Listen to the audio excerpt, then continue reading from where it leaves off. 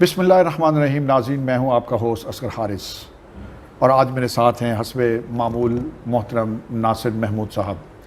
ہم حاضر ہوئے ہیں کلثوم اختر یوٹیوب چینل کی جانب سے.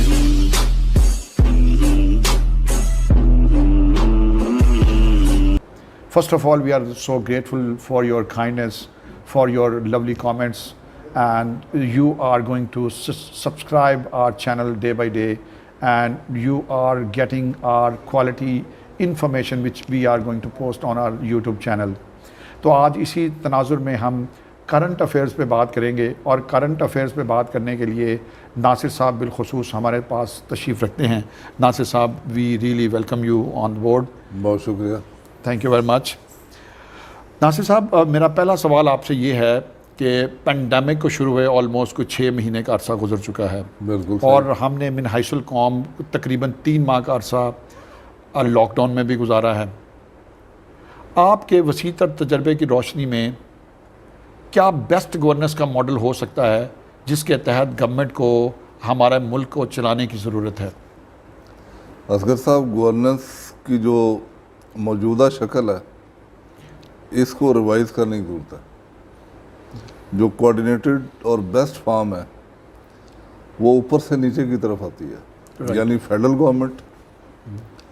گورنمنٹ کے بعد پروونشل گورنمنٹس، پھر ڈسٹرکٹ گورنمنٹس، اور اس کے بعد پھر تحصیل لیول پہ، اور پھر یونین کونسل کی لیول پہ. رائٹ. تو یہ جو سارا جو فیزز ہیں یہ آپس میں انٹر لنکڈ نہیں ہے. میں یہ دیکھ رہا ہوں، یا پوری قوم جو دیکھ رہی ہے وہ یہی ہے کہ میٹنگز، اجلاس اور ڈسٹرکٹ لیول پہ جو کام ہو رہا ہے وہی ہو رہا ہے، لیکن یونین کونسل لیول تک چیزیں نہیں پہنچتی، اور وہاں تک سامان کی بھی ترسیل، ایجوکیشن، گائیڈنس مٹیریل، پیسہ جو چاہیے، اس کے علاوہ جو اکوپمنٹ چاہیے، وہ یہ ساری چیزیں کوآرڈینیٹڈ طریقے سے سامنے آنی چاہیے. لیکن ابھی تک گورننس کا جو یہ ماڈل ہے، جو کہ ایک پرائم ماڈل ہے، اس کو فالو نہیں کیا جا رہا. صوبے جو ہیں وہ اپنی منمانی کرتے ہیں، وہ اپنے طور پہ کام کرتے ہیں. فیڈرل گورنمنٹ جو ہے وہ اپنے طور پہ کام. لیکن سر، 18ویں ترمیم کے ذریعے سے صوبوں کو اپنی خود مختاری تو حاصل ہے نا، وہ اپنے خود فیصلہ کریں گے کہ انہوں نے کیا چیز کرنی ہے کیا نہیں کرنی. اصغر صاحب، جس وقت جنگ ہوتی ہے پھر آپ اپنے ملک میں ایمرجنسی نافذ کرتے ہیں. پہلی تو چیز یہ ہے کہ ملک میں ایمرجنسی نافذ کرنے کی ضرورت ہے، تاکہ تمام گورنمنٹس جو ہیں وہ ایک پیج پہ ہو کے کام کریں. صحیح. 18ویں ترمیم جو ہے اس کا تناظر کچھ اور ہے، وہ نارمل حالات کے لیے ہے. ہم اس وقت ایکسٹرا آرڈنری اور ان یوزول حالات سے گزر رہے ہیں. یہ جنگی حالات ہیں. اس جنگ کو ہم نے جیتنا ہے. اس جنگ کے ساتھ ساتھ ہم نے زندگی بھی گزارنی ہے. ہم نے اپنے گھروں میں قید ہو کے نہیں بیٹھنا، ہم نے زندگی کا پہیہ چلانا ہے. اس کو چلانے کے لیے ضروری ہے کہ ایک تو ہم اپنے اوپر قابو رکھیں. صحیح. اپنے اوپر سیلف ڈسپلن جو ہے اس کو نافذ کریں. رائٹ. کیونکہ ہم نے لیڈ کرنا ہے قوم کو، اور قوم کیا ہے، 22 کروڑ عوام پہ مشتمل ہے. اور 22 کروڑ لوگ جو رہتے ہیں وہ زمین پہ بھی رہتے ہیں، پہاڑوں پہ بھی رہتے ہیں، صحراؤں میں بھی رہتے ہیں. ایسی جگہوں پہ رہتے ہیں جہاں پہ پانی بھی نہیں ہے، اور ایسی جگہ بھی ہیں جہاں پہ گھاس بھی نہیں اگتی، اور ایسی مطلب ڈینجرس جگہ ہیں جہاں پہ آج بھی بہت سارے اینٹی سوشل ایلیمنٹس جو ہیں وہ بھی رہتے ہیں. تو ہمیں اپنے گورننس کا جو ماڈل ہے اس کو ریویو کرنے کی ضرورت ہے، اور فیڈرل گورنمنٹ کو اس میں لیڈ لینے کی ضرورت ہے. جب تک فیڈرل گورنمنٹ لیڈ نہیں لے گی اس وقت تک بہتری نہیں آ سکتی. اور یہ جنگی صورتحال ہے، اور اس میں ایمرجنسی نافذ کرنے کی، ہیلتھ ایمرجنسی نافذ کرنے کی بہت اشد ضرورت ہے. سر بالکل ٹھیک آپ نے کہا، ہیلتھ ایمرجنسی بہت ضروری ہے، اور اس کے ساتھ ساتھ جب ہم دیکھتے ہیں کہ معاشی ایمرجنسی نافذ کرنے کی بھی بہت شدید ضرورت ہے. آپ کے خیال میں اس وقت تک کیا تخمینہ ہو سکتا ہے جو کہ لوگوں کا فائنینشیل لاس ہو چکا ہے، کاروبار بند ہو چکے ہیں، فیکٹریاں ویران ہو چکی ہیں، اور اس کے بعد مزدور کیا managers they are sitting at home, اور بہت سی کمپنیز نے بہت سے امپلائیز کو لے آف کر دیا ہے. تو سارا یہ تخمینہ کیسا ہے، اور اس سے باہر ہم کیسے آ سکتے ہیں؟ اصغر صاحب، جتنی بھی قدرتی آفات آتی ہیں انفارچونیٹلی ہم اس سے سبق نہیں سیکھتے، خواہ وہ زلزلہ ہو، خواہ وہ سیلاب ہو، خواہ کچھ بھی ہو۔ قدرتی آفت جو ہے وہ ایسی ہوتی ہے جو آپ کو سمجھنے کا موقع نہیں دیتی، لیکن انفارچونیٹلی ہم تیار نہیں ہوتے، نہ ذہنی طور پہ نہ ویسے۔ ہم گھبرا جاتے ہیں، گھبراہٹ میں ہم غلط فیصلے کرتے ہیں۔ یہاں پر میں عمران خان کو الاؤنس بھی دوں گا اور نمبر بھی دوں گا۔ میرا خیال ہے کہ عمران خان صاحب کی جو پوزیشن تھی پہلے دن سے کہ لاک ڈاؤن نہیں ہونا چاہیے، وہ بالکل درست تھی۔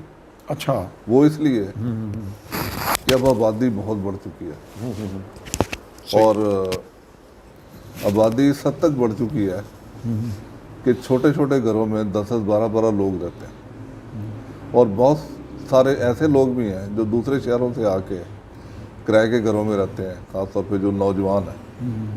تو ان کو اکاؤنٹ فار کرنا، کیٹر کرنا، اور ایسے موسم میں ایک کمرے میں آپ کسی کو قید نہیں کر سکتے۔ ظاہری بات ہے کہ اس نے باہر نکل کے بھی بیٹھنا ہے۔ تو جو ہم نے لاک ڈاؤن کیا پہلے 15 دن اور پھر اس کو ایکسٹینڈ کیا، ان 30 دنوں میں سارا حل چل چکا تھا ہماری اکانومی کے اوپر۔ ہماری اکانومی جو تھی وہ پریئر ٹو پینڈیمک وہ ویسے بھی نیچے جا رہی تھی، صحیح، ٹھیک ہے، اور وہ مطلب زمین کے ساتھ لگ چکی تھی۔ کرونا جو تھا یہ ایک ایسی مطلب آفت ہمارے اوپر نازل ہوئی، اب تو ہماری جو اکانومی گری تھی قطرہ وہ بھی نکل گئی ہے،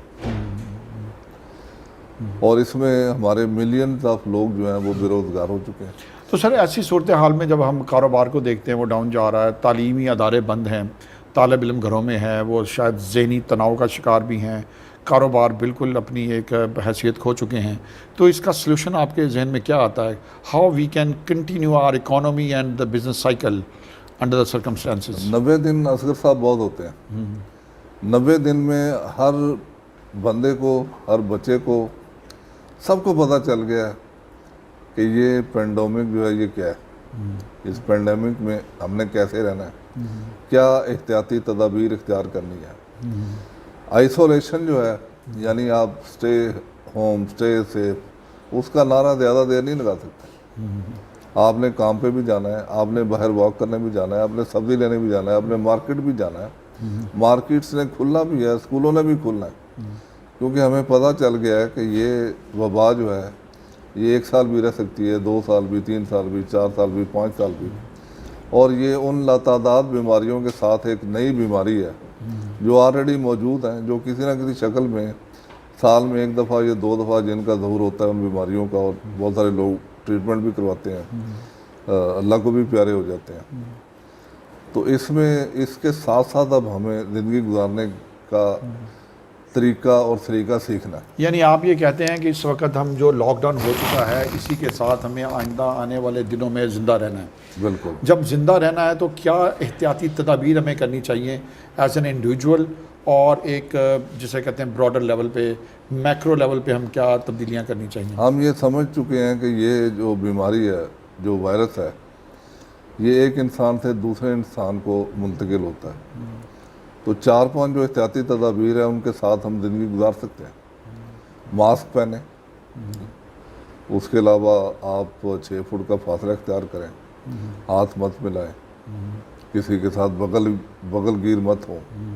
یہ 4-5 احتیاطی تدابیر جو ہیں یہ اب ہمارا جو زندگی کا جو پروٹوکول ہے وہ بن جانا چاہیے، صحیح، ہر جگہ پہ اس کو امپلیمنٹ ہونا چاہیے، اور اسی کے ساتھ ہمارے کاروبار بھی کھل سکتے ہیں، دکانیں بھی کھل سکتی ہیں، اور اس کے اوپر امپلیمنٹ ہو رہا ہے۔ ابھی جب ہم اس انٹرویو کی ریکارڈنگ کے لیے آ رہے تھے تو آپ نے بھی دیکھا اور میں نے بھی دیکھا کہ ماسک سب نے پہنا ہوا تھا، صحیح، خواہ وہ ریڑھی والا تھا، خواہ وہ اسمال وینڈر تھا، خواہ وہ بچہ تھا، بڑا تھا، بوڑھا تھا، سائیکل سوار تھا، موٹر سائیکل سوار تھا، اور سب نے ماسک پہنا ہوا تھا، مزدوروں نے ماسک پہنے ہوئے تھے۔ اور ہمارے میڈیا پہ جو بات بتائی جاتی ہے وہ بالکل لغو اور غلط ہے کہ ماسک کوئی نہیں پہن رہا، بالکل پہن رہے۔ آج ہم نے خود نوٹس کیا ہے کہ 99% لوگوں نے، ایون آپ نے دیکھا ہوگا کہ جو کانسٹیبل تھے جی جی، انہوں نے بھی ماسک پہنے ہوئے تھے، جو سڑکوں کے اوپر ٹریفک وارڈ سب نے ماسک پہنا۔ بلکہ ایون آپ یہ دیکھیں جو مانگنے والے تھے، جن کی کثیر تعداد آپ نے اور میں نے ہر چوک پہ محسوس کی ہے، جن کی تعداد پہلے سے بڑھ چکی ہے، انہوں نے بھی ماسک لگائے ہوئے تھے. تو شعور کی یہ مطلب انتہا ہے کہ جو مانگنے والے لوگ ہیں، جنہوں نے ہر چوک پہ بسیرا کیا ہوا ہے اور جن کو ابھی تک ہماری حکومت نے اٹینڈ یا ایڈریس نہیں کیا، انہوں نے بھی ماسک ڈال دیا. ناصر صاحب، تو پھر کیا وجہ ہے کہ ہم لوگ پریشان ہیں اور ہم اس چیز میں بڑے جسے کہتے ہیں افسردہ بھی ہیں کہ میڈیا پہ جب ہم خبریں دیکھتے ہیں آئے دن ہر روز اب ہزاروں کی تعداد میں مریضوں میں اضافہ ہو رہا ہے، آن دا ادر ہینڈ آپ یہ بتا رہے ہیں کہ لوگوں نے ماسک پہنے ہوئے ہیں، تو کیا وجہ ہے کہ یہ مریضوں کی تعداد بڑھتی جا رہی ہے؟ کیا we are so confused about that? Basically ہر نزلہ زکام بخار جو ہے وہ کرونا نہیں ہے، اور لوگوں کو اس طرح پریشان کر دیا گیا ہے، انہیں چھینکیں بھی ہیں تو وہ فوراً چلے جاتے ہیں ڈاکٹر کے پاس یا ہسپتال چلے جاتے ہیں، وہاں لائن میں لگ جاتے ہیں. لوگوں کو اویئرنیس دینے کی ضرورت ہے، انہیں سمجھانے کی ضرورت ہے، انہیں حوصلہ دینے کی ضرورت ہے کہ یہ ایک نارمل کورس آف ایکشن ہے، نارمل لائف ہے، ایک آفت آ گئی ہے، کوئی بات نہیں. آپ احتیاط کریں، اپنے آپ کو ایسے لوگوں سے دور رکھیں جنہیں چھینکیں آتی ہے، نزلہ ہے، بخار ہے، تو آپ اپنے آپ کو گھر میں آئسولیٹ کر لیں اور آپ ٹھیک ہو جائیں گے 3 4 5 دن کے بعد. زیادہ طبیعت خراب ہوتی ہے تو پھر آپ ہاسپٹل جائیں، پھر آپ ان سے رابطہ کریں. آپ خام خواہ ڈاکٹرز کو، پیرامیڈیکل اسٹاف کے اوپر بوجھ مت بنیں گھبراہٹ میں. یہاں پر تو یہ بھی ہے کہ تھوڑا سا یہ ہوتا ہے، لوگ گھبرا جاتے ہیں کہ شاید یہ کرونا کی علامات ہیں. سر کوئی ایسا حل آپ کے ذہن میں ہے کہ ہمیں ہاسپٹل نہ جانا پڑے، ہمارے گلی محلے کے لیول پہ اور ہمارے لوکل ایک جہاں بھی ہمارا بسیرا ہوتا ہے، رہائش ہوتی ہے لوگوں کی، اس لیول پہ لوگوں کو کوئی ایسی جسے کہتے ہیں اویئرنیس مل جائے، وہاں پہ کوئی ایسا پیرامیڈک سٹاف موجود ہو، یا گورنمنٹ کی طرف سے کوئی چھوٹے لیول کے کوئی سینٹر کھل جائیں جو بہت چھوٹے ہوں، نومینل چارجز میں وہ لوگوں کو کم از کم یہ بتا دیں کہ آپ کو کرونا ہے یا نہیں ہے.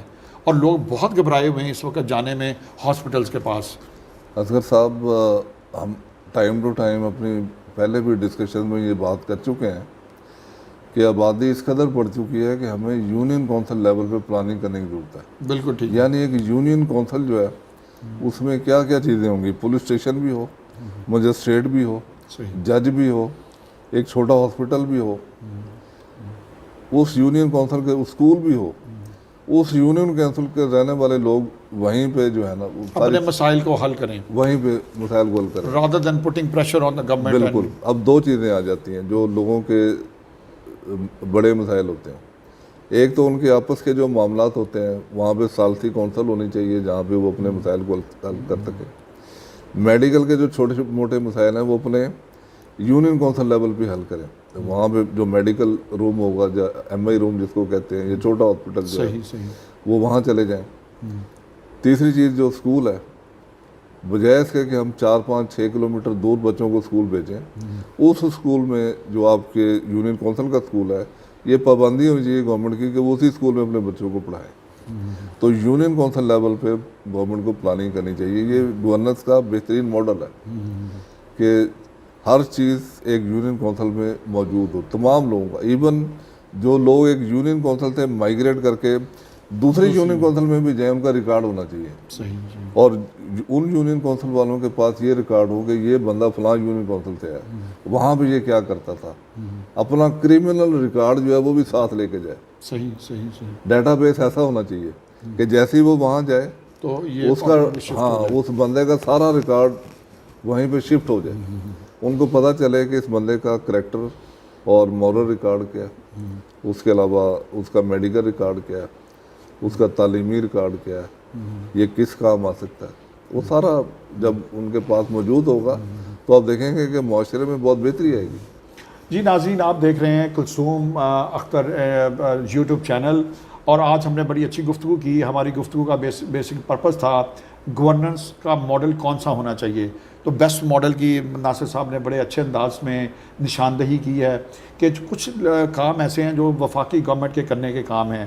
جس طرح سے کرونا پاکستان میں آیا، کووڈ-19 کے انڈر گورنمنٹ کو کچھ ایسی سینٹرلائز پالیسی اڈاپٹ کرنی چاہیے اور ایک ایمرجنسی کی سچویشن ڈکلیئر کرنا چاہیے تھی تاکہ ہم من حیث القوم اس کے اوپر جلد سے جلد قابو پا سکیں. دوسری آپ نے بہت اچھی بات کی کہ بہت سے ایسے مسائل ہیں جن کو آپ یونین کاؤنسل لیول پہ حل کر سکتے ہیں، تو ان کو امپاور کیا جائے، وہاں پہ لوگوں کو ایجوکیٹ کیا جائے، اور دوسرا کہ کرونا سے بچنے کی ایک اویئرنیس کمپین کی جائے۔ تو یہ تھا ہمارا آج کا پروگرام۔ ہم ناصر صاحب آپ کے بہت زیادہ مشکور ہیں کہ آپ نے بڑی اچھی آراء سے ہمیں نوازا، اور یقیناً آپ بھی ہمارے یوٹیوب چینل کو لائک کریں گے، سبسکرائب کریں گے، اور بیل آئیکن پہ بھی پریس کریں گے۔ Thank you very much.